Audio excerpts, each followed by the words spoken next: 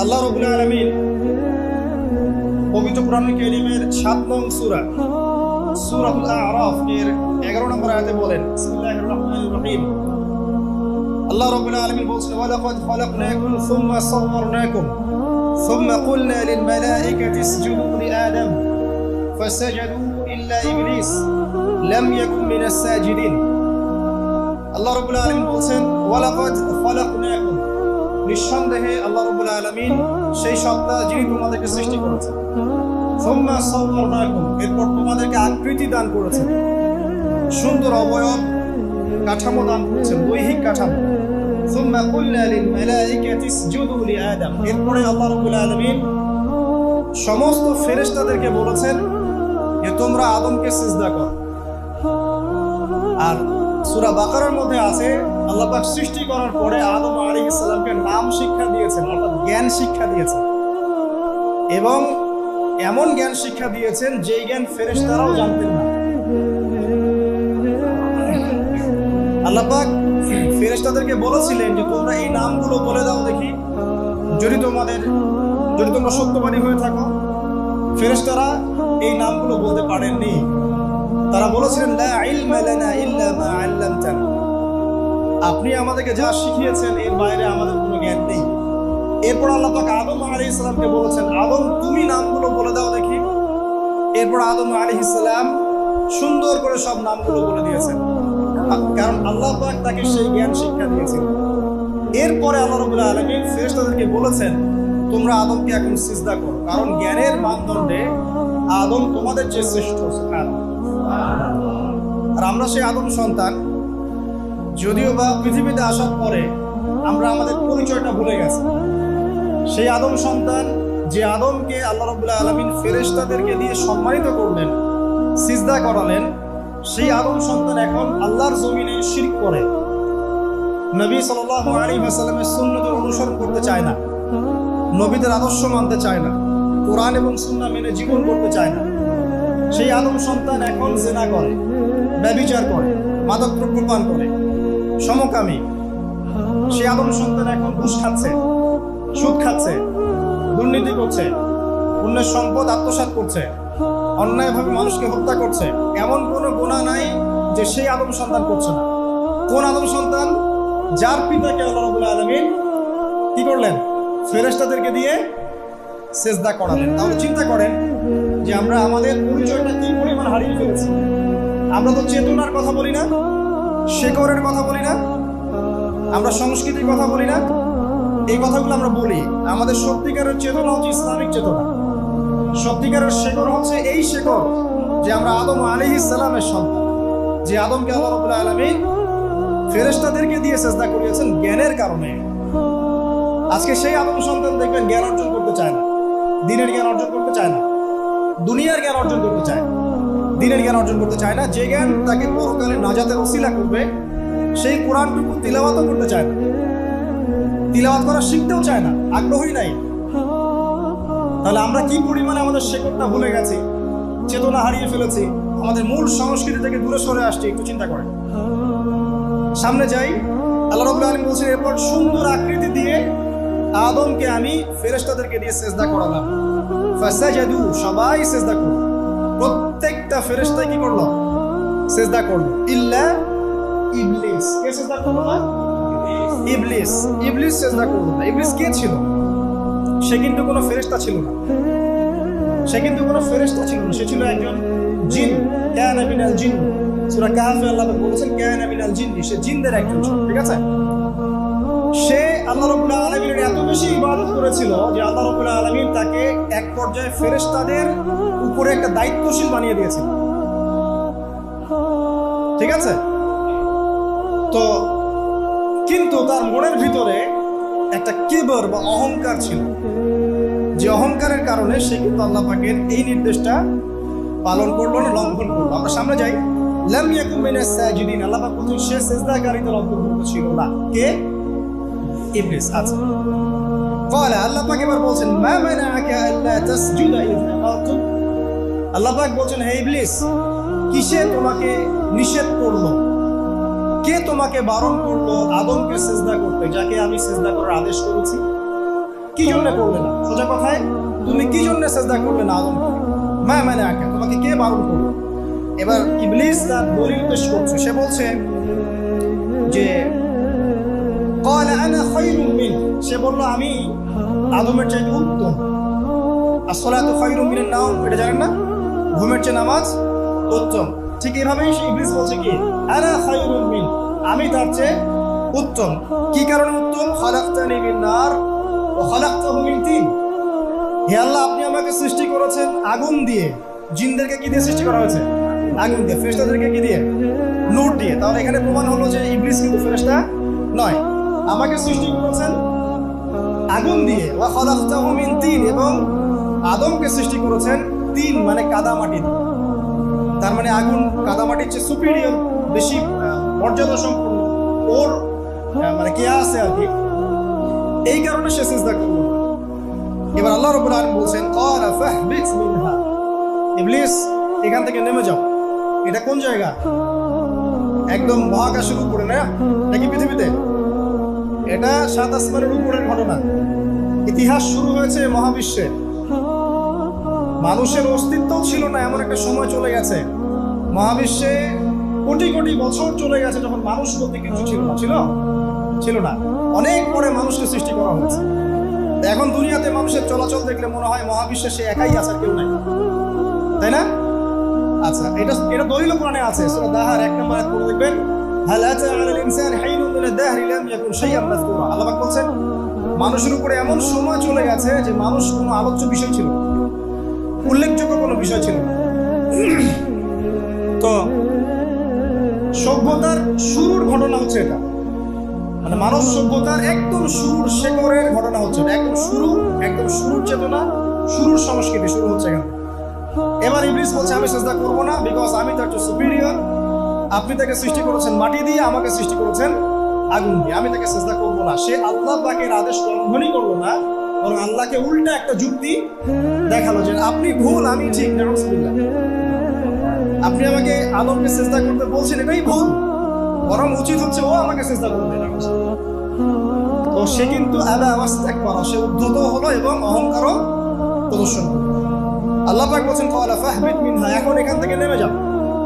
এই জান্নাতি বলেন আর ওই ঊর্ধ্ব জগতই বলেন, সেখান থেকে তোমরা নেমে যাও, তুমি নেমে যাও। ফামা ইয়াকুনু লাকা আন তাতাকাব্বারা ফিহা, এখানে দাঁড়িয়ে তুমি অহংকার করবে এই অধিকার তোমাকে দেওয়া হয় নাই। সোজা কথা, আল্লাহ পাক বলছেন এখানে দাঁড়িয়ে তুমি অহংকার করবে এই অধিকার তোমাকে দেওয়া হয়নি। আল্লাহ পাক অহংকারীকে পছন্দ করেন? অহংকারীদেরকে আল্লাহ পাক কিয়ামতের মাঠে পিঁপড়ার মতো উঠাবেন। তাদের আকৃতি মানুষের সমান হবে না, ছোট ছোট কালো পিঁপড়ার মতো হবে এবং অন্ধকার ওদেরকে ঢেকে নিবে। তো আমাদের মনে যাদের অহংকার আছে, আল্লাহর রাস্তা অহংকার ছেড়ে দেই। অহংকার ইলমেরও থাকতে পারে। একজনের অনেক বড় ইলমি ডিগ্রি সার্টিফিকেট আছে, অমুক ফারেক তমুক ফারেক, অমুক মুহাদ্দিস অমুক মুফাসসির, ডাবল ডিগ্রি, এটার অহংকার থাকতে পারে, ঠিক আছে? আবার অনেকের টাকা পয়সার অহংকার থাকে, অনেকের ক্ষমতার অহংকার থাকে, আবার এখনকার মেয়েদের সৌন্দর্যের অহংকার থাকে, থাকে না? এক এক মানুষের এক একটা অহংকার। অহংকারের ডেফিনেশনটা কি? একজন সাহাবী নবী সাল্লাল্লাহু আলাইহি ওয়াসাল্লামকে বলছেন, ইয়া রাসূলুল্লাহ, আমি পছন্দ করি আমার গায়ের পোশাকটা সুন্দর হোক, আমার জুতা সুন্দর হোক, ঠিক আছে, আমার সুগন্ধি ভালো হোক, দামি হোক। এটা কি অহংকারের পরিচয়? নবী সাল্লাল্লাহু আলাইহি ওয়াসাল্লাম বলেছেন না, এটা অহংকারের পরিচয় নয়। বরং অহংকারের পরিচয় হচ্ছে অন্য মানুষকে তুচ্ছ তাচ্ছিল্য করা এক, আর দুই হচ্ছে সত্যকে প্রত্যাখ্যান করা। মনে থাকবে অহংকারের সংজ্ঞা কি? এক, অন্য মানুষকে তুচ্ছ তাচ্ছিল্য করা, আর দুই, সত্যকে প্রত্যাখ্যান করা। এখন সত্য কি? আইনস্টাইনের থিওরি সত্য, নাকি পিথাগোরাস উপপাদ্যই সত্য, নাকি আমাদের পশ্চিমারা যে সেকুলারিজম, কমিউনিজম, ডেমোক্রেসি ইত্যাদি ইত্যাদি, ন্যাশনালিজম এগুলো দিয়ে দিয়েছে মতামত, এগুলি চূড়ান্ত সত্য? সায়েন্সই কি চূড়ান্ত সত্য? চূড়ান্ত সত্যটা কি আসলে? এক কথায় সূরা কাহফের 29 নম্বর আয়াতে সত্যের সংজ্ঞা আছে। কত নম্বর আয়াতে? সূরা কাহফের 29 নম্বর আয়াতে আল্লাহ পাক বলেন ওয়া কুলিল হাক্কু মির রাব্বিকুম, হে নবী আপনি বলে দিন সত্য সেটাই, ন্যায় অন্যায়ের চূড়ান্ত মানদণ্ড সেটাই, হক বাতিলের চূড়ান্ত মানদণ্ড সেটাই। কোনটা? যেটা তোমার রবের পক্ষ থেকে নাযিল হয়েছে। আমাকে বলেন যে রবের পক্ষ থেকে কি নাযিল হয়েছে? একসময় তাওরাত নাজিল হয়েছিল না, ওটাই হক ছিল। ওই সময় কি ছিল? সেটাই হক ছিল। জাবুর ওই সময় কি ছিল? হক। ইনজিল ওই সময়ের হক ছিল। এখন কি আছে আমাদের কাছে? কোরআন এবং এর ব্যাখ্যা হচ্ছে হাদিস। কিয়ামত পর্যন্ত কি অন্য কোনো শরীয়ত আসবে? অন্য কোনো নবী আসবে? কেউ যদি বলে যে অমুকে নবী হবে, সে কি মুসলিম না কাফের? তাহলে কোনো সন্দেহ আছে? যদি কেউ দাবি করে যে মুহাম্মদ সাল্লাল্লাহু আলাইহি ওয়াসাল্লাম শেষ নবী নন, আরো নবী আসতে পারে, নাউযুবিল্লাহ, এবং এই কুফরি আকীদায় বিশ্বাসীকে কেউ যদি কাফের মনে না করে, সেও কাফের হয়ে যেতে পারে। বুঝতে পারছেন? আসেন, তো অহংকারের সংজ্ঞাটা আমরা জেনে নিলাম যে সত্যকে প্রত্যাখ্যান করা, আল্লাহর ওহীকে প্রত্যাখ্যান করা, মানে কোরআন এবং সুন্নাহ থেকে সরে আসা, এটাকে মিথ্যা মনে করা, বা অন্য কোনো মতবাদকে কোরআন সুন্নাহর সমকক্ষ মনে করলেও কুফরি হয়ে যাবে। এরকম মনে করে অন্য একটা মতদর্শ, একটা দর্শন, একটা ফিলোসফিক্যাল থট বা একটা স্কুল অফ থট কোরআন সুন্নাহর চেয়ে ভালো নয়, কিন্তু কোরআন সুন্নাহর সমমানের, এটাও যদি কেউ মনে করে, কাফের। কথা কি বুঝতে পারছেন? এটা হচ্ছে অ্যাবসলিউট ট্রুথ, মানে এটা সত্যের একদম সর্বোচ্চ স্টেজ, এর উপরে আর কিছু নাই। ভুলে গেছেন? আচ্ছা, এবার আসেন, আমরা অহংকারের সংজ্ঞা জানলাম, সত্যের সংজ্ঞা জানলাম। এখানে ইবলিস কি করছে? সে অহংকার প্রদর্শন করছে। সে আল্লাহকে বলছে আপনি ভুল, আমি ঠিক। আদমকে সে তুচ্ছ তাচ্ছিল্য করলো এবং সত্যকে প্রত্যাখ্যান করলো। দুটোই কিন্তু ইবলিস করলো এখানে। আসেন, আল্লাহ পাক বলছেন ফাখরুজ, এখান থেকে বের হয়ে যাও হতভাগা। ফাখরুজ মানে উখরুজ মানে বের হও, অতএব ফাখরুজ, এখান থেকে বের হয়ে যাও। ইন্নাকা মিনাস সাগিরিন, অহংকার করার কোনো সুযোগ নাই এখানে, তুমি তো ছোট পুত্র। ইন্নাকা মিনাস সাগিরিন, সাগির মানে কি? তুমি এখান থেকে তুমি বের হয়ে যাও, এখান থেকে তুমি একজন ক্ষুদ্র সত্তা, তোমার এখানে অহংকার করার কিছু নাই। কলা, এবার ইবলিস বলছে, এই জায়গাগুলো খুব ভালো করে শোনো, আমাদের লেকচারের আসল জায়গায় কিন্তু যাবেই। যদি আরেকটা পর্যন্ত লেকচারটি কোনো সমস্যা আছে? আচ্ছা, তাহলে বসে থাকেন, খাওয়া দাওয়া করে আসছেন তো? আচ্ছা, কলা, এবার ইবলিস বলছে আনজিরনি, শোনেন, ইবলিস বলছে আনজিরনি, হে আল্লাহ আমাকে অবকাশ দিন। কি বলছে? আমাকে অবকাশ দিন। ইলা ইয়াউমি ইউবআসুন, যেই দিন আপনি কিয়ামত ঘটাবেন, যেই দিন সবাইকে পুনরুত্থিত করবেন, ওই দিন পর্যন্ত আমাকে অবকাশ দিন। সূরা বাকারায় আছে, অন্য সূরা আছে, রব্বি আনজিরনি ইলা ইয়াউমি ইউবআসুন। ইবলিস বলছে হে আমার রব। কি বলছে ইবলিস? হে আমার রব। ইবলিস কি তাহলে আস্তিক না নাস্তিক? কথা বলেন, ইবলিস কি আস্তিক না নাস্তিক? আস্তিক। ইবলিস বলছে যে ইয়া রব্বি, রব্বি হে আমার রব, হে আমার প্রতিপালক। আল্লাহকে ইবলিস বলছে হে আমার প্রতিপালক, আনজিরনি আমাকে অবকাশ দিন, ইলা ইয়াউমি ইউবআসুন, কিয়ামত দিবস পর্যন্ত, বা যেদিন আপনি পুরো মানব জাতিকে উঠাবেন কবর থেকে, আবার ওই দিন পর্যন্ত আমাকে অবকাশ দিন। তার মানে কিয়ামত যে হবে এটা নতুন করে লেখা হয় নাই, সভ্যতায় হিস্ট্রির শুরু থেকে কিয়ামত ছিল। কথা বুঝতে পারছেন? ফেরেশতারাও জানতেন যে একদিন মহাবিশ্ব ধ্বংস হয়ে যাবে। যখন পৃথিবীতে মানুষকে পাঠানো হয়নি, তার আগেই ফেরেশতারা জানতেন, আল্লাহ পাকের ইলমে ছিল এবং তিনি এটা ফয়সালা করে দিয়েছিলেন যে একদিন এই পুরো মহাবিশ্বই ধ্বংস হবে। ইবলিস আগে থেকে জানতো যে কিয়ামত হবে, এই জন্য সে বলছে আমাকে কিয়ামত পর্যন্ত অবকাশ দিন। আল্লাহ পাক এবার কি বলছেন দেখেন, ইবলিস আল্লাহর কাছে চাইলো, আল্লাহ পাক তাও তাকে ফেরত দিলেন না। আর আমরা আল্লাহর কাছে চাইতে এখন হতাশা হয়ে যায় না, দোয়া করতে থাকি আর বলি যে আমার দোয়া তো কবুল হচ্ছে না। অথচ ইবলিস একটা জিনিস চাইলো, আল্লাহ পাক বললেন ক্বালা ইন্নাকা মিনাল মুনজারিন, যাও তুমি অবকাশ প্রাপ্তদের একজন, তোমাকে অবকাশ দেয়া হলো। এক কথায় তোমার দোয়া কবুল করা হয়েছে, তোমার অবকাশ তোমাকে দেয়া হবে, কারণ আল্লাহ পাক এটা পরীক্ষা করবেন ইবলিসকে দিয়ে মানব জাতিকে। ক্বালা, এবার ইবলিসের চ্যালেঞ্জ শোনেন, এটাই আমাদের আজকের লেকচারের মূল পয়েন্ট। এই জায়গা থেকে ইবলিস চ্যালেঞ্জ করছে।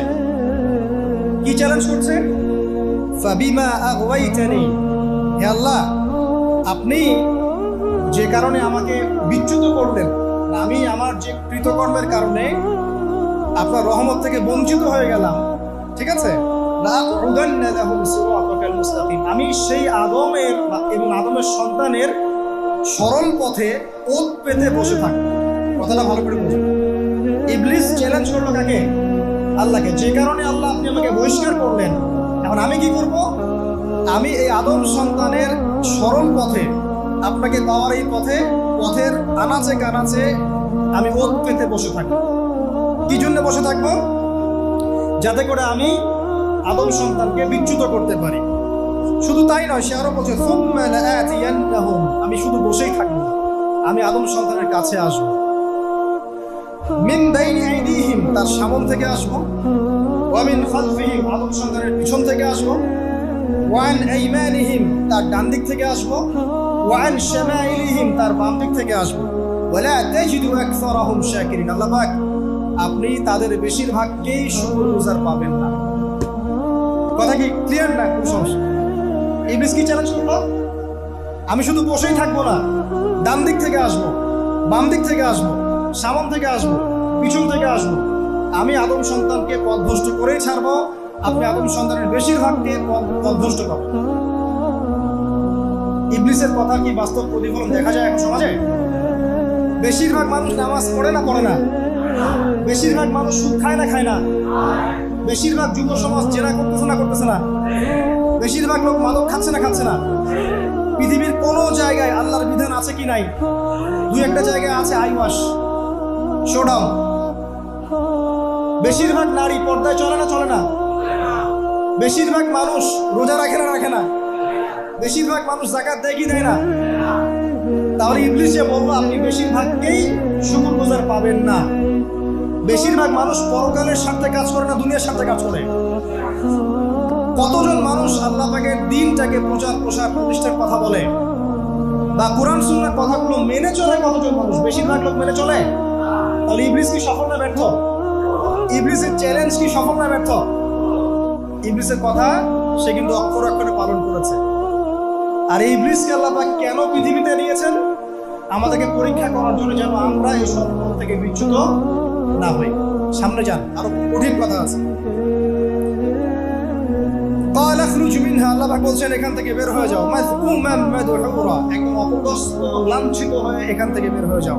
লামান তাবিআকা মিনহুম, তুমি তো চ্যালেঞ্জ করলা আমাকে, ঠিক আছে, কিন্তু যে ব্যক্তি যেই তোমার অনুসরণ করবে, আল্লাহ পাকে কথা শুনেন, যেই তোমার অনুসরণ করবে, লাআমলাআন্না জাহান্নামা মিনকুম আজমাইন, যে পুরুষ বা নারী যেই হোক না কেন, যে আদম সন্তান ইবলিস তোমার অনুসরণ করবে, তোমার পথ ধরবে, আমি তোমাকে সহ এদের সবাইকে দিয়ে জাহান্নাম পূর্ণ করব। আল্লাহর কিচ্ছু যায় আসে।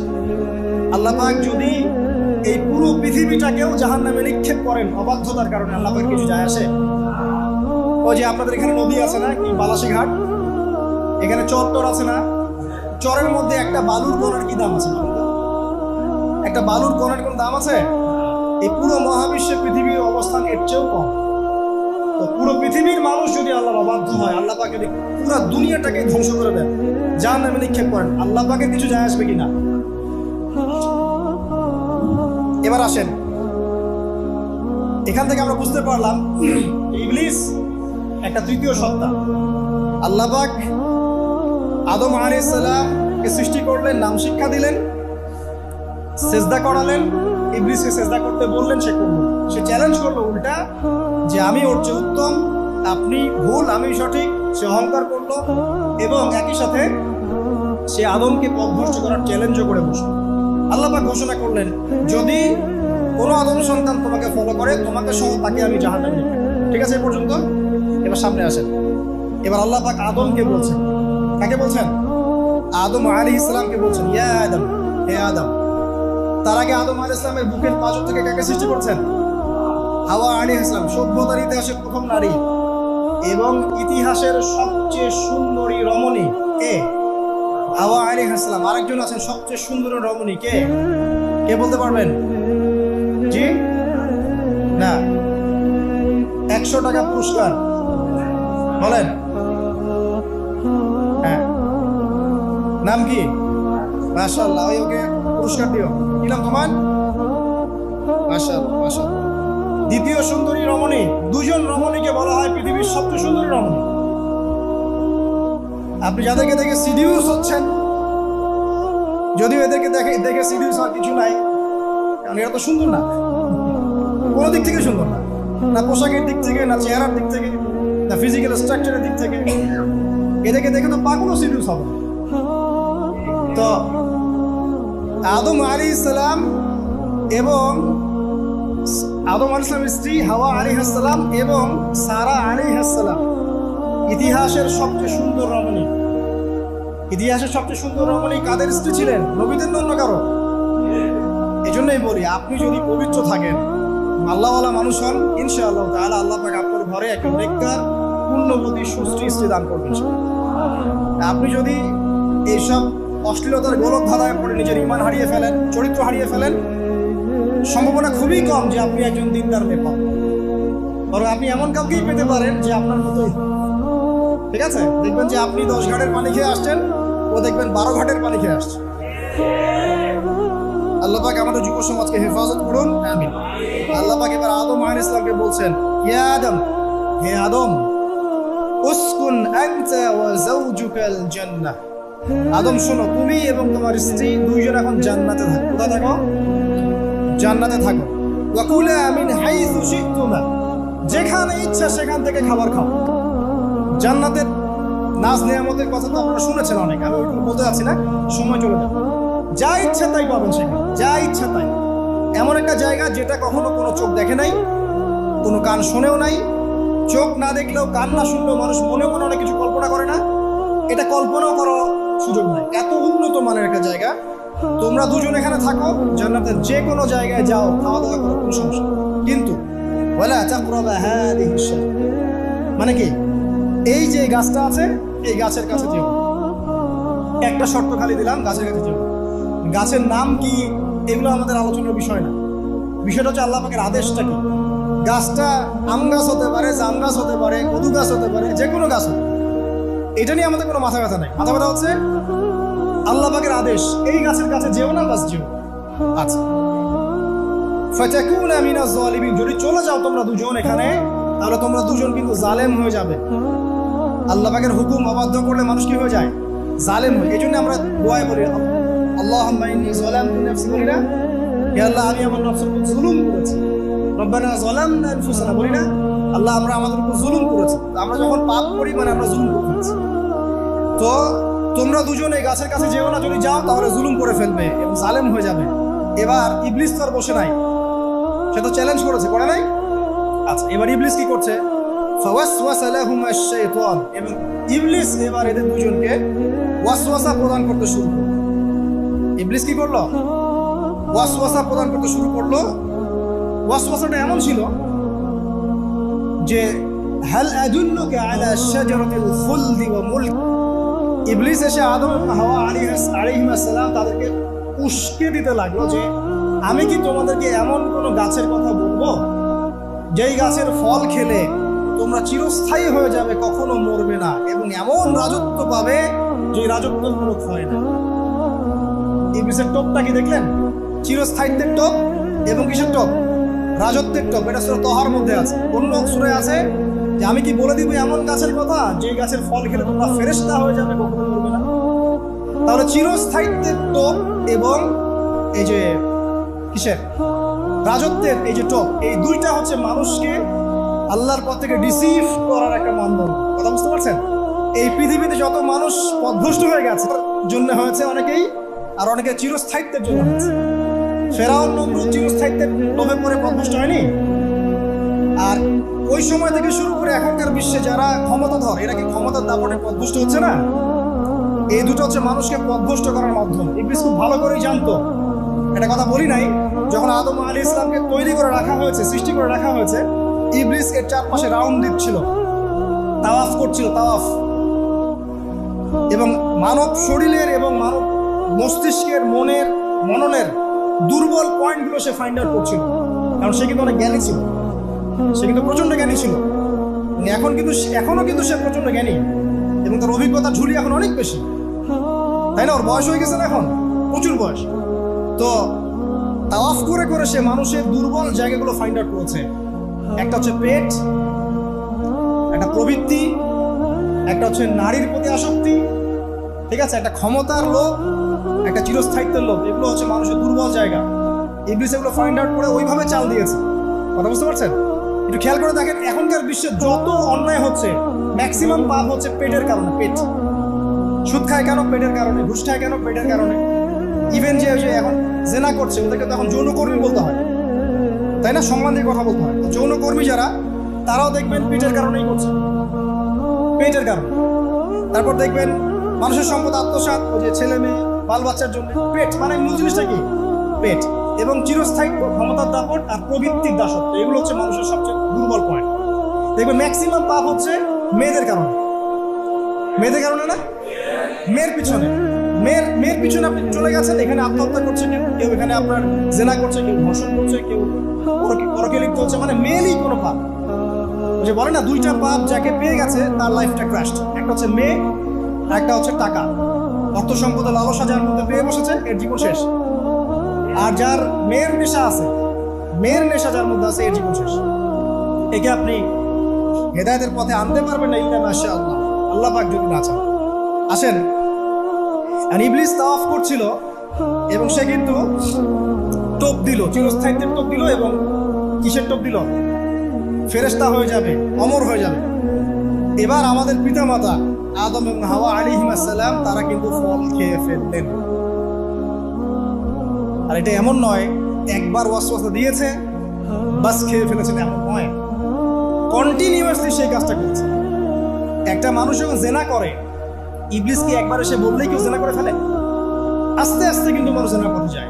ওই যে প্রথমে একদিন, অনেকদিন একটা লেকচার দিয়েছিলাম না, প্রথমে গার্লফ্রেন্ড বয়ফ্রেন্ড একটা সম্পর্ক হয়, তাই না? তারপর কথাবার্তা হয়, মোবাইল ফোন এক্সচেঞ্জ করে, নোট এক্সচেঞ্জ করে, কফি খায়, আস্তে আস্তে ডেটিং এ যায়, পরে দেখবেন এক পর্যায়ে গেছে এভাবে। আর যারা ধর্ষণ, এটা ডাইরেক্ট অ্যাকশন, এত সময় নাই, ডাইরেক্ট। তো ইবলিস প্রতিটা পাপ মানুষকে ধাপে ধাপে করা। দেখবেন ইবলিস এখানেও কিন্তু আমাদের পিতামাতাকে ধাপে ধাপে ওইদিকে নিয়ে গিয়েছে। এবার আসেন, আমাদের পিতামাতা ফল খেয়ে ফেলবেন, এই জায়গাটা খুব ভালো করে বোঝেন। এই ফল খাওয়াটা আল্লাহর অবাধ্যতা না। আল্লাহ পাক বলেছিলেন না যে জালেম হয়ে যাবে, আল্লাহ পাকের অবাধ্য বলেন। অবাধ্যতার ফলাফলটা কি হলে বা শোনেন, আমরা সবাই জানি অবাধ্যতার ফলাফল কি, আল্লাহ পাক জান্নাত থেকে নামিয়ে দিয়েছেন, তাই তো? এর আগে আরেকটা ফলাফল হয়েছে। এই ফলাফলের সাথে আমাদের বর্তমান সময়কার যে ইস্যুটা চলছে, পোশাক, নারী, সংস্কৃতি, হাবিজাবি, হ্যাঁ, বেহায়াপনা, বেলাল্লাপনা, এই ইস্যুটা এখানে জড়িত। এটা আমারও বুঝতে এবং খুঁজে পেতে সময় লেগেছে। আমরা সবাই পড়েছি স্টুডেন্ট লাইফে, আদম এবং হাওয়া আলাইহিস সালাম আদেশ লঙ্ঘন করেছেন, সাথে সাথে আল্লাহ পাক জান্নাত থেকে কি করেছেন? নামিয়ে দিয়েছেন। ইবলিসকেও নামিয়ে দিয়েছেন, তারপরে হায়াত দিয়েছেন, এখানে পরীক্ষা করছেন, এই তো? এখানে আল্লাহ পাক দেখবেন আমাদের আমল কেমন, আমল ভালো হলে আবার জান্নাতে, খারাপ হলে আবার জান্নাতে। কিন্তু এর আগেও একটা ঘটনা ঘটেছে। যে মুহূর্তে আমাদের পিতামাতা ফল খেয়েছেন, গাছের কাছে গিয়েছেন, আল্লাহ পাকের আদেশটা লঙ্ঘন করেছেন, সাথে সাথে তাদের গায়ের পোশাকটা খুলে পড়ে গেছে। আমি বুঝাতে পারি নাই, পুরো মহাবিশ্বের প্রথম লজ্জা, প্রথম অপমান, প্রথম শাস্তি, ঠিক আছে, আল্লাহর অবাধ্যতার প্রথম পরিণাম লজ্জা, মানে লজ্জাহীন ভাবে গা থেকে কাপড় খসে পড়ে, ন্যাংটা হয়ে যাওয়া, ন্যাংটা। বাংলা ভাষায় বুঝতে পারছেন? প্রথম শাস্তি, প্রথম অবাধ্যতা এবং প্রথম অবাধ্যতার পরিণতি পুরো মহাবিশ্বে সভ্যতার শুরু থেকে শেষ পর্যন্ত প্রথম অ্যাক্সিডেন্ট, বা এই যে আমরা বলছি পরিণতি, পাপের পরিণতি, অবাধ্যতার পরিণতি, সেটা হলো গা থেকে কাপড় খুলে যাও। এই কথা আল্লাহ পাক বলছেন এখানে, ইউবদিলাহুমা মা উরি আনহুমা মিন সাওয়াতিহিমা। ইবলিস তোমাদের পিতামাতাকে এই গাছের কাছে নিয়ে গিয়ে ফল খাইয়ে তাদের গা থেকে পোশাক খুলে ফেলে দিয়েছে।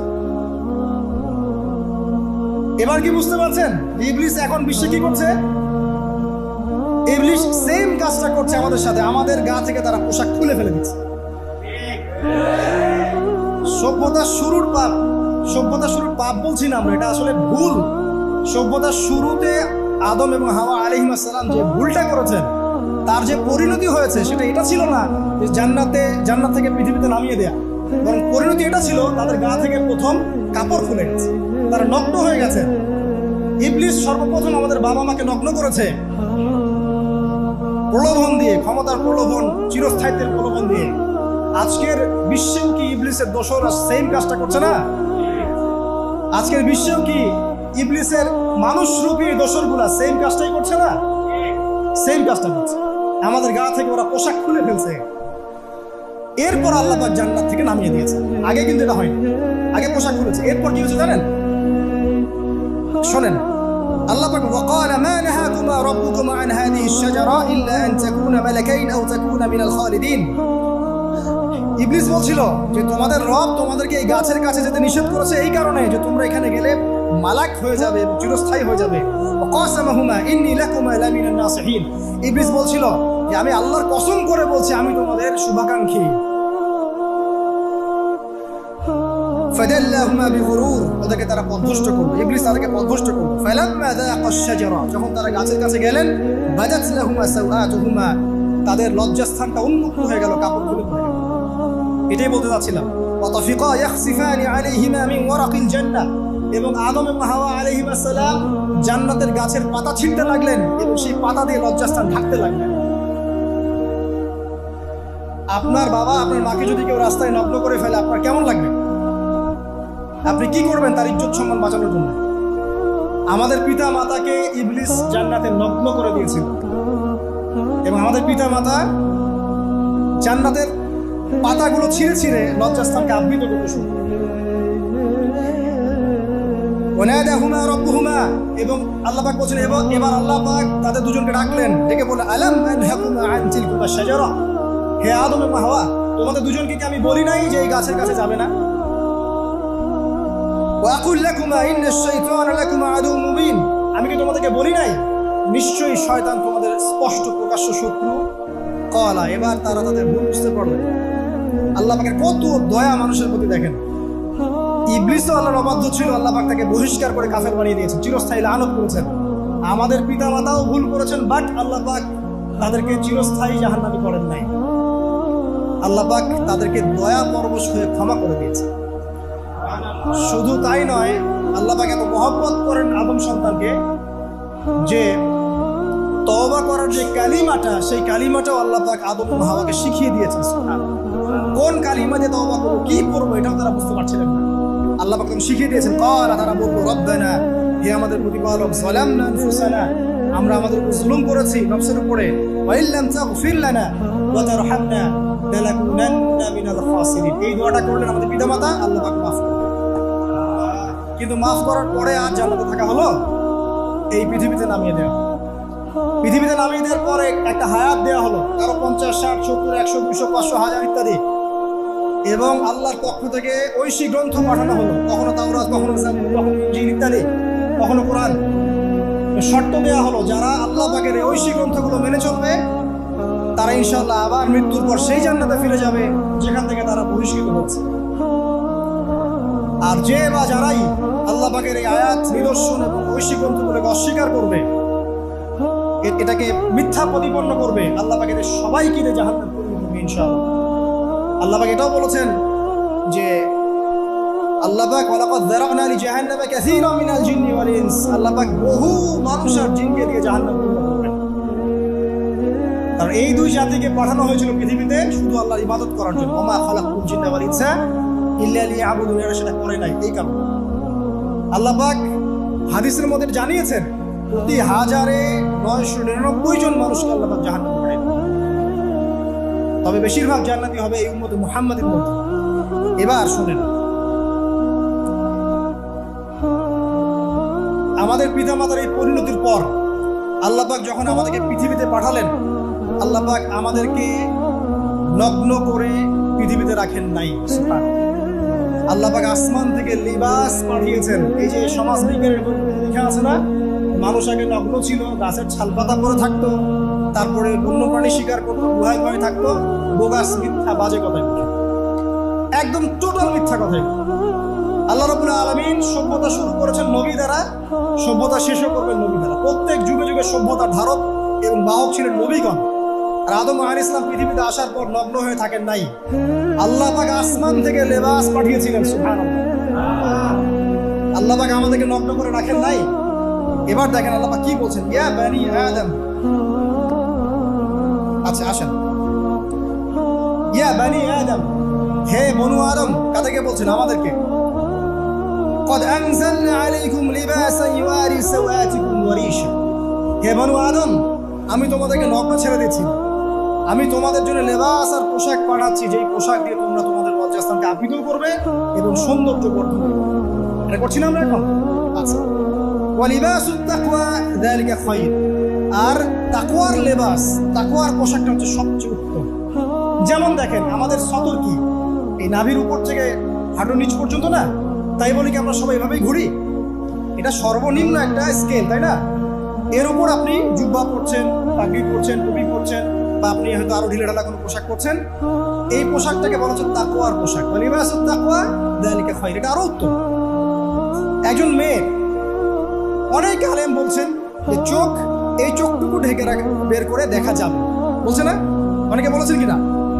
কিন্তু এটাও যদি কেউ সামনে জিলবাব দিয়ে ঢেকে রাখে তাহলে কি উত্তম নয়? পর্দার ক্ষেত্রে উত্তম নয়?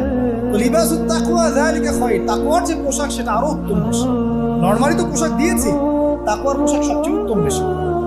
আল্লাহ পাকের একটা সতর্কবাণী শুনে নেব, যালিকা মিন আয়াতিল্লাহ, এই পোশাকটা আল্লাহ পাকের নিদর্শন। পোশাকটা কি? আল্লাহ পাকের নিদর্শন। লাআল্লাকুম ইয়াযাক্কারুন, যাতে করে তোমরা স্মরণ করতে পারো। কি স্মরণ করবো? ওই যে আমাদের পিতা মাতাকে নগ্ন করে দিয়েছে ইবলিস, এটা মনে রাখতে পারো তোমরা, এটা আল্লাহ পাকের নিদর্শন।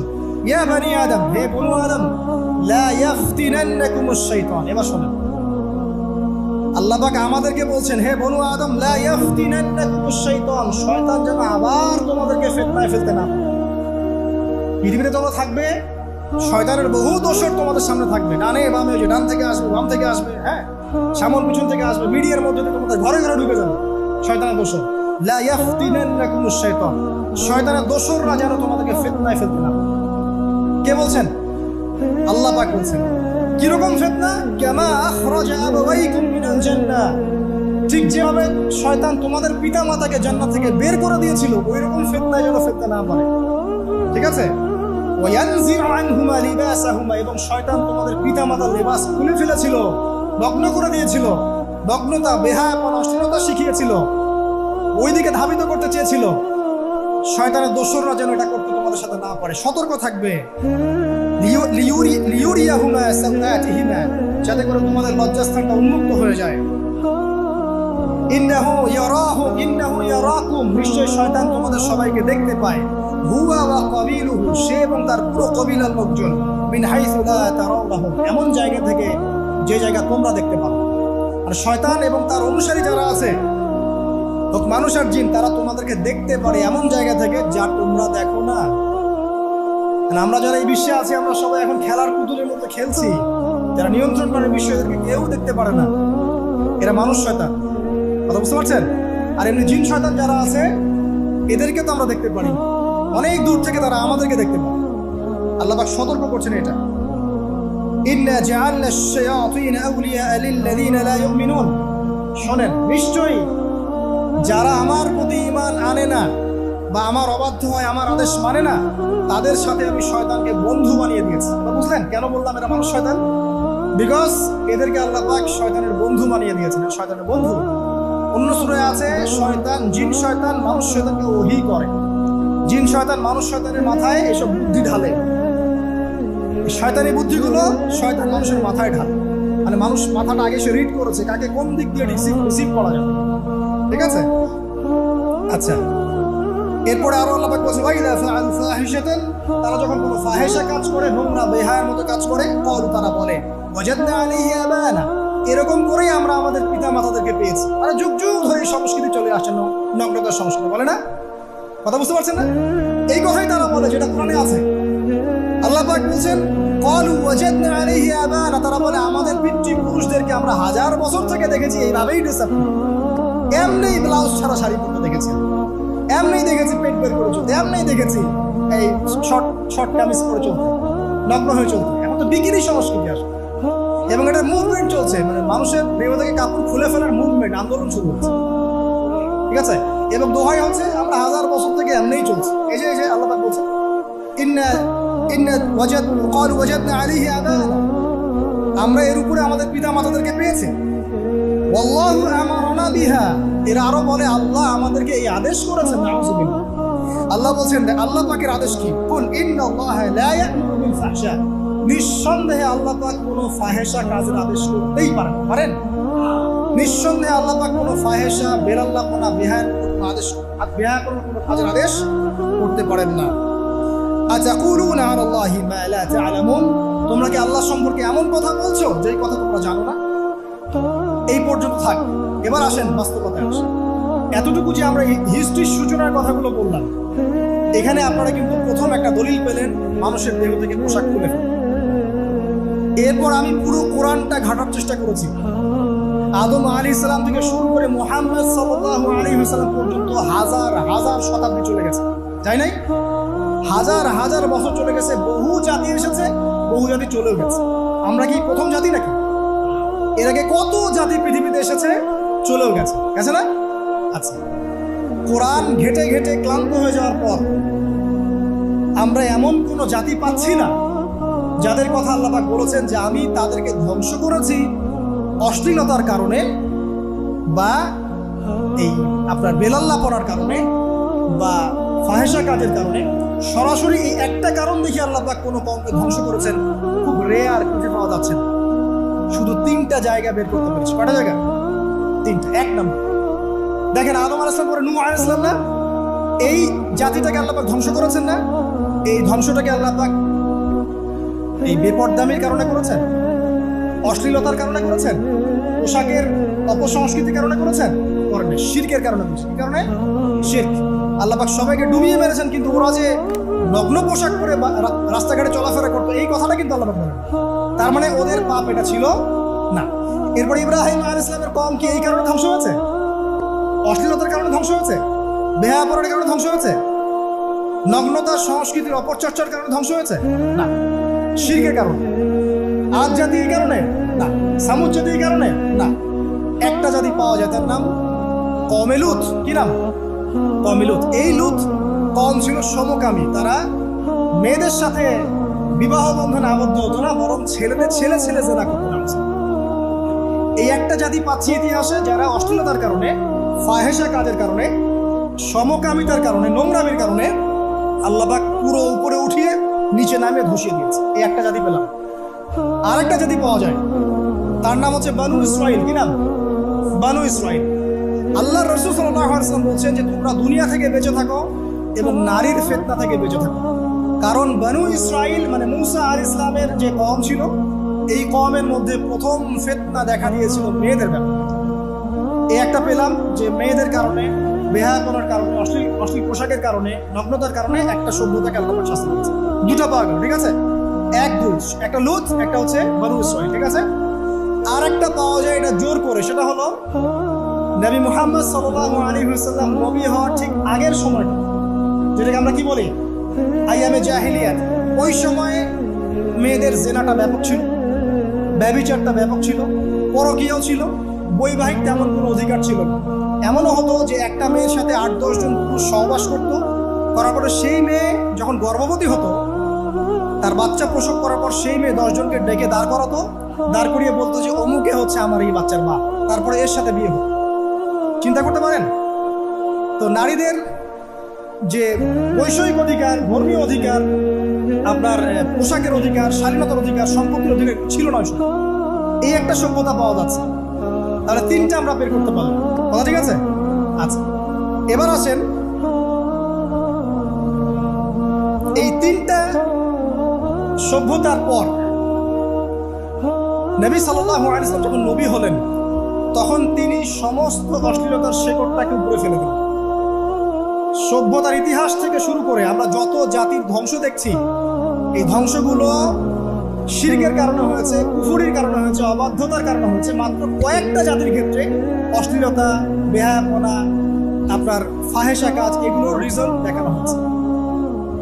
তো এ থেকে একটা বিষয় প্রমাণ করা যায়, এই কথাটা ভালো করে বোঝেন। এ থেকে একটা বিষয় প্রমাণ করা যায় যে যত সভ্যতা ধ্বংস হয়ে গেছে, ওই সভ্যতার মানুষরা আর যাই করুক না কেন, তাদের পোশাক আশাক ঠিকঠাক ছিল। কথা বুঝতে পারছেন? যত সভ্যতা ধ্বংস হয়ে গেছে, আদ, সামুদ, নূহ, ফিরআউন, ঠিক আছে, যত সভ্যতা ধ্বংস হয়ে গেছে, তাদের আর যত পাপী থাক, হয়তো কেউ অহংকারী ছিল, কেউ কুফরি করেছে, কেউ শিরিক করেছে, হ্যাঁ, কেউ সন্তানদেরকে হত্যা করেছে, কেউ মানুষ হত্যা করেছে, কেউ জুলুম করেছে, কেউ অহংকার করেছে ইত্যাদি, কিন্তু তাদের পোশাক আশাক শতাব্দীর পর শতাব্দী ঠিকঠাকই ছিল। এটা নিয়ে আল্লাহ পাক কোরআনে খুব বেশি কথা বলেন। তার মানে বোঝা যায় যে এটা রিমার্কেবল কোনো কথা বলার বিষয় ছিল না, আল্লাহ পাক বলেন। অর্থাৎ যুগ যুগ ধরে মানুষের শালীনতার পোশাকটা ঠিকই ছিল, কারণ মানুষ জানতো যে তাদের পিতামাতাকে আল্লাহ পাক তাদের পিতামাতাকে ইবলিস নগ্ন করে দিয়েছিল জান্নাতে, এই কথাটা মানুষের মাথার মধ্যে ছিলই, এবং বিভিন্ন ধর্মগ্রন্থে এটার অস্তিত্ব আছে। আপনি শুধু ইসলাম না, অন্য যে কোনো ধর্মগ্রন্থ ঘাটেন, হিন্দু ধর্মগ্রন্থ ঘাটেন, সেখানে দেখবেন বলা হচ্ছে যেন মেয়েরা পর্দায় থাকে। দেখেন, পরে দেখেন বেদের মধ্যে এটা আছে, আমি গতকালকেও স্টাডি করছি। এবং খ্রিস্টান ধর্মগ্রন্থ পড়েন, সেখানে দেখবেন লেখা আছে ওদের যে নিউ টেস্টামেন্টে আছে, দেখবেন যে যারা মাথার চুল দেখিয়ে বেড়ায় তাদের শাস্তির কথা বলা হয় যে চুল যেন কেটে দেয়া, ওদের ধর্মগ্রন্থে আছে। যারা জিউস, যারা পুরো বিশ্ব মুসলিমদেরকে অত্যাচার করে থাকে, এদের ধর্মগ্রন্থেও পর্যন্ত আছে যে যখন ইসহাক আসছিলেন, একজন নারী জিজ্ঞাসা করলেন কে আসছেন, তার বৃত্ত বললেন যে আমার প্রভু আসছেন, তখন তিনি নেমে নিজে একটা ঢিলেঢালা পোশাক করলেন, তারপর সামনে গেলেন। শুধুমাত্র ইসলাম ধর্মে নয়, যত ধর্ম চলে গেছে পৃথিবীতে, সমস্ত ধর্মের মধ্যেই নারীদের শালীন পোশাকের কথাটা বর্ণিত আছে এখন পর্যন্ত। তার মানে যারা এখন অশালীন বিষয়ের দিকে মানুষকে ধাবিত করতে চায়, এদের আসলে কোনো ধর্ম নাই। ধর্মের সাথে এদের কোনো সম্পর্ক আসলে নেই। আর আমরা কিন্তু কথা বলছি ধর্মের বেসিসে, হোক সেটা হিন্দুইজম বা খ্রিস্টানিজম বা জিউডিজম বা ইসলাম, আমরা ধর্মের বেইসে কথা বলছি। এখন যদি কেউ বলে ধর্মতাত্ত্বিক কথাবার্তা দিয়ে এসবে দলিল দিবেন না, তাহলে তার সাথে একটা ডিবেট হবে আল্লাহ আছেন কি নাই। যদি আমরা ডিবেটে জয়লাভ করি, হ্যাঁ আল্লাহ বলে একজন আছেন, তাহলে আল্লাহ পাকের বিধান কোনটা, এখন চলমান সর্বশেষ বিধান কোনটা, এটাতে আসতে হবে ডিবেট। ডিবেট 1 আল্লাহ আছে কি নাই, ডিবেট 2 আল্লাহ পাকের সর্বশেষ ধর্মগ্রন্থ কোনটা।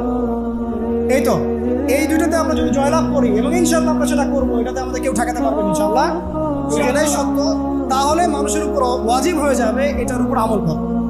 এখন আমরা এর বেসিসে দেখবো কোনটা ঠিক কোনটা বেঠিক, তাই না, কোনটা সত্য কোনটা মিথ্যা, কোনটা ন্যায় কোনটা অন্যায়, তখন আমরা এর বেসিসে দেখবো, অন্য কোনো ভিত্তির বেসিসে দেখবো।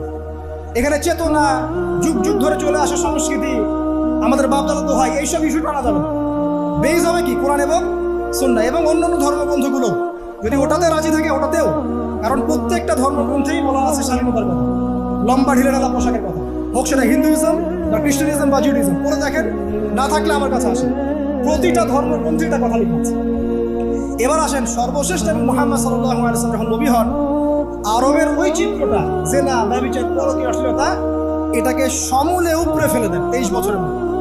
23 বছরের নববী জীবনের পরে সেখানে কোনো জেনা আছে, কোনো বেপরদামি আছে, কোনো ব্যভিচার আছে, কোনো সুদ আছে, কোনো শিরক আছে, কোনো মাদক আছে, যেগুলো আছে খুবই অল্প, যেটা আছে সেটা কি খুবই অল্প, এটা কিন্তু ধরা যায় না, 2-1টা অ্যাক্সিডেন্ট হতেই পারে।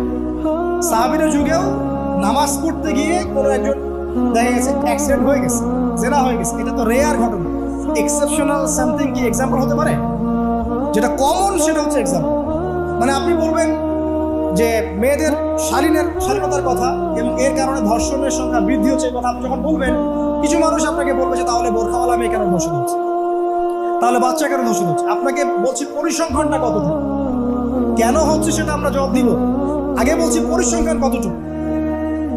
যারা বেপর্দায় চলছে এদের হ্যারাসমেন্টের পরিসংখ্যানটা বেশি না বোরখাওয়ালা মেয়ের পরিসংখ্যানটা বেশি, বলেন। যারা বেহায়াত মতো চলছে, বেপর্দায় চলছে, এদের পরিসংখ্যানটা বেশি নাকি শিশু অ্যাবিউজিং এর পরিসংখ্যানটা বেশি? তাহলে মূল যে জায়গাটা, ওইখানে আগে ফোকাস করতে হবে, তারপরে আমরা গৌণ জায়গায় যাব। এবং এই জায়গাটাতে আমরা দলিল বা প্রমাণ হিসেবে পেশ করব মানুষের রুচিবোধের পরিবর্তন, মানসিকতার পরিবর্তন এবং পাশবিক একটা প্রবৃত্তির দাসত্ব। এটা কিভাবে হচ্ছে? এটা পর্নোগ্রাফির কারণে হচ্ছে, এটা পর্নোগ্রাফির কারণে হচ্ছে, মিডিয়ার কারণে হচ্ছে, অবাধ ফ্রি মিক্সিং এর কারণে হচ্ছে, যৌন সুশ্রীর কারণে হচ্ছে, এবং যৌনতাকে সহজলভ্য করে দেওয়ার কারণে এই দুর্ঘটনাগুলো ঘটছে। আচ্ছা, আগে আমি আমার পয়েন্টে আসি। নবী সাল্লাল্লাহু আলাইহি ওয়াসাল্লাম যখন এটার শিকড়টা উপরে ফেলে দিলেন, তখন কিন্তু মক্কা, মদিনা, পুরো জাজিরাতুল আরবে আর কোনো বেহায়া শিকড় থাকলো। আল্লাহ পাক কিভাবে এটা করলেন? পুরো হিস্ট্রির ইতিহাস টেনে দিয়ে আল্লাহ পাক কয়েকটা আদেশ নাযিল করলেন। সেই আদেশটা কোরআন এবং সুন্নাহে আছে। আল্লাহ পাক প্রথমে ছেলেদেরকে বললেন, শোনো, সূরা নূর 30 নম্বর আয়াত, আল্লাহ পাক ছেলেদেরকে বললেন, তোমরা তোমাদের চোখ নিচু রাখো, এটা আমাদের দায়িত্ব। প্রত্যেকটা ছেলের দায়িত্ব, বেগানা মেয়েকে দেখলে চোখটা কি করবে? নিচু। তাহলে আপনি সিডিউসড হবেন, এক কথা। 2 নাম্বার, আল্লাহ পাক আমাদেরকে বললেন তোমরা তোমাদের লজ্জাস্থানকে হেফাজত করো। কাদেরকে? আমাদেরকে, মানে ছেলেদেরকে। প্রথমে আল্লাহ পাক ছেলেদেরকে বললেন চোখ নিচু করে রাখো, লজ্জাস্থানে হেফাজত করো। ঠিক আছে? সূরা বানী ইসরাঈল আল্লাহ পাক বললেন জিনার ধারের কাছেও যেও, ধারের কাছেও যেও। আল্লাহ পাক আরো বললেন যদি কেউ জিনা করে ফেলে সূরা নূরে, তাহলে তাকে 100টা বেত্রাঘাত করবে। কয়টা? 100টা, এবং 1 বছরের জন্য তাকে বহিষ্কার করবে। আল্লাহ পাক শাস্তিও দিলেন। শুধু তাত্ত্বিক বিধান দেন নাই, শাস্তিও দিয়েছেন। কারণ শুধু তাত্ত্বিক বিধান দিয়ে হবে? আমি যদি ওয়াজ করে বেড়াই ভাই মদ খায় না, মদ খায় না, কোনো শাস্তি না অ্যাপ্লাই করি, তাহলে কি মদ ছাড়বে মানুষ? আমরা যদি বলি হত্যা করা মহাপাপ, মহাপাপ, দুর্নীতি করা মহাপাপ, মানে দুর্নীতি ছাড়বে? ছাড়বে না, যতক্ষণ না শাস্তি নিশ্চিত করা যাচ্ছে। আল্লাহ পাক তাত্ত্বিক কথা শুধু বললেন না, শাস্তিও নিশ্চিত করলেন। তারপর আল্লাহ পাক আরো বললেন যদি বিবাহিত কোনো ব্যক্তি ব্যভিচার করে তাহলে তাকে রজম করতে হবে, মাটিতে পুঁতে তাকে পাথর নিক্ষেপ করে হত্যা করবে। ঠিক আছে? শাস্তি।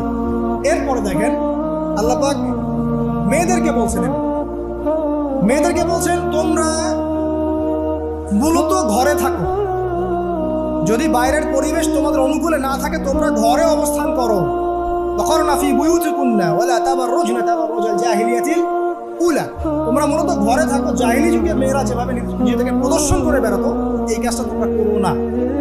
যদি করো তাহলে সমাজে বেহায়াপনা, ফায়সা বেড়ে যাবে, তোমরা নিজেরাই ক্ষতিগ্রস্ত হবে, যেটা ওরা হচ্ছে এখন। আচ্ছা, এরপর আল্লাহ পাক আরো বললেন হে নবী আপনি আপনার স্ত্রী এবং মুমিন নারীদেরকে বলেন তারা যদি বাহিরে যায় যেন জিলবাব দিয়ে তাদের পুরো বক্ষ দেশটাকে ঢেকে নেয়। তাহলে পোশাকের সংস্কৃতির শেকড় কোত্থেকে শিখবো? আমি কোত্থেকে শিখবো? আল্লাহ পাক কর্তৃক নাজিলকৃত সর্বশেষ ঐশী গ্রন্থ থেকে শিখবো নাকি? যে বইয়ের মধ্যে কোনো ভুল নাই সেটাই তো আমার শেখার মাধ্যম হবে নাকি? নাকি যে দর্শনে 1000টা ভুল সেটা শিখবো আমি? আল্লাহ পাক এখানে বলছেন মুমিন নারীদেরকে বলো বাইরে গেলে পরে তারা যেন জিলবাব দিয়ে কাপড় দিয়ে সুন্দর করে বক্ষদেশ ঢেকে রাখে। রাখার কথা এখানে নাই শব্দ। ঠিক আছে? ঢেকে রাখা ঢিলে ঢালা পোশাকের কথা এসেছে। আচ্ছা আসেন, আল্লাহ পাক আরো বললেন যে তোমরা অমুক অমুক অমুক অমুক, যেমন আপনার বাবা, আপনার ভাই, আপনার এই যে সন্তান, এই যে মাহারাম যারা আছে এদের সামনে ছাড়া অন্যদের সামনে যখনই যাবে তোমরা কিন্তু হিজাব অবলম্বন। তা আল্লাহ পাক হিজাবের বিধান দিলেন, চক্ষু নিচু করতে বললেন, লজ্জাস্থানের হেফাজত করতে বললেন, এবং যদি এর পরেও কেউ ভুল করে ফেলে তাহলে আল্লাহ পাক শাস্তির কথা বললেন। আল্লাহ পাকের সিস্টেমটা সুন্দর হলো না? এই সিস্টেমটা নবী সাল্লাল্লাহু আলাইহি ওয়াসাল্লাম অ্যাপ্লাই করলেন, সমাজ থেকে সমস্ত জেনা ব্যভিচারের ভিত্তি উঠে চলে গেল। সুবহানাল্লাহ বলবেন না? এটা হলো অবস্থা। তারপর দেখেন আল্লাহ রাব্বুল আলামিন শুধু পর্দার কথা বলেই ক্ষান্ত হবেন না, কারণ একটা বিধান দিলেই মানুষের সবকিছু সব হবে না। আল্লাহ পাক এর পাশাপাশি আমাদেরকে 5 ওয়াক্ত নামাজ পড়তে বললেন। ঠিক আছে? নামাজ পড়লে মানুষ ভালো হবে, নৈতিকতা শিখবে, আল্লাহর সাথে ক্লোজ সম্পর্ক হবে। আল্লাহ পাক কোরআন তেলাওয়াত করতে বললেন। ঠিক আছে? কোরআন মেনে চলতে বললেন। আল্লাহ পাক আমাদেরকে আল্লাহর জিকির করতে বললেন, নবীর সুন্নাহ মতো চলতে বললেন। আল্লাহ রাব্বুল আলামিন আমাদেরকে আল্লাহর যত অবাধ্যতা আছে, কি সমস্যা? হ্যাঁ আচ্ছা যেতে থাক। আমি যেটা বলতে চাচ্ছি যে আল্লাহ পাক শুধু পর্দার কথাগুলো বলেই একটা বিধান দিয়ে শেষ করে দিলেন না, কারণ শুধুমাত্র হিজাবের সাথেই পুরো সোসাইটির সমস্যাগুলো জড়িত না, এখানে আরো অনেক বিষয় আছে। যদি আপনি নৈতিকতা না শেখেন, একটা বোরখাওয়ালা মেয়েকে আপনি কিস করতে পারবেন। ঠিক আছে? যদি আপনার মধ্যে আল্লাহর ভয় তাকওয়া না থাকে, আপনি কিন্তু একটা বাচ্চাকেও ধর্ষণ করতে পারেন, সুযোগ পেলে আপনি করে ফেলবেন। আপনার মধ্যে আল্লাহর ভয় না থাকলে আপনি কিন্তু গোপনে জিনা করতে পারেন বা পর্ন দেখতে পারেন। তাই আল্লাহ পাক শুধু হিজাবের বিধানটা দিয়েই ক্ষান্ত হলেন না, আল্লাহ পাক আনুষঙ্গিক আরো অনেক কথা বললেন যে তোমরা পবিত্র হও, বেশি বেশি আল্লাহ জিকির করো, 5 ওয়াক্ত সালাত নামাজে পড়ো, কোরআন তেলাওয়াত করো, নবীর সুন্নাহ মেনে চলো, দিনই কাজে ব্যস্ত থাকো, সৎ কাজের আদেশ করো, অসৎ কাজে নিষেধ করো। মানে এই সবগুলো কাজ যখন একসাথে হবে আপনার মনটা কি হবে? পবিত্র হবে। আপনার মনের মধ্যে আল্লাহর নূর চলে আসবে। আপনার মনে আল্লাহর নূর চলে আসবে, তখন এইসব অন্ধকার বা এই যে জাহিলিয়াতগুলো আপনার কাছে ভালো লাগবে।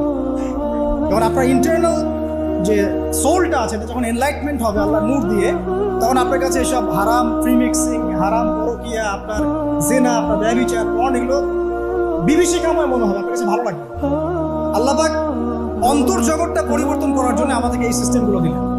শুধু হিজাবই করবে not this is not necessary, এর সাথে আরো অনেক বিষয় থাকে। নামাজ, রোজা, হজ, যাকাত, হ্যাঁ হজ, উমরা, তাসকিয়া, জিকির আজকার, কোরআন তেলাওয়াত, আমর বিল মারুফ নাহি আনিল মুনকার সব একত্রিত হবে, আবার হিজাবও চলবে। এরপরে যদি কেউ সীমা লঙ্ঘন করে শাস্তিও আছে। পুরো সিস্টেমটা সুন্দর না? এই সিস্টেমটা যখন আল্লাহ পাক তার রাসূল মুহাম্মদ সাল্লাল্লাহু আলাইহি ওয়াসাল্লামের মাধ্যমে লঞ্চ করলেন আরবের মধ্যে, আরবে না কোনো জিনা থাকলো, না কোনো ব্যভিচার, না কোনো মাদক, না কোনো পর্ন, না কোনো এই যে নারীর অবমাননা, কিছুই থাকলো। একটা মেয়ে 300 মাইল দূর থেকে এসে একা হজ করে চলে যেত, কেউ তার দিকে তাকাতো না। এমন যুগ চলে গেছে।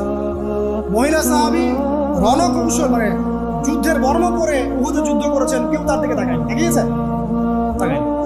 এখন ওই যুগটা আপনি দেখেন, রাসূল সাল্লাল্লাহু আলাইহি ওয়াসাল্লামের যুগ, আবু বকর সিদ্দিক, ওমর ইবনে খাত্তাব, ওসমান আলী, এই খুলাফায়ে রাশিদার স্বর্ণ যুগটাকে আপনি দেখেন।